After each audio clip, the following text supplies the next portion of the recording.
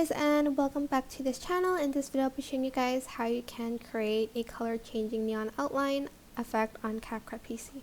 Select your video and copy and paste that, and then you are going to go to Effects, Nightclub, Neon Outline.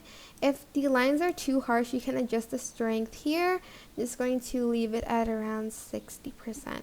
Go to Filters and add in the black and white effect on top of that. Go to Media and add in a colorful video. Go to Blend Mode and choose Color Dodge. Actually choose Linear Burn.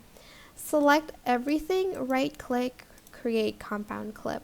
Then you're going to go to Blend Mode and then you are going to choose Color Dodge. And that is basically it. I hope this tutorial was helpful for you guys.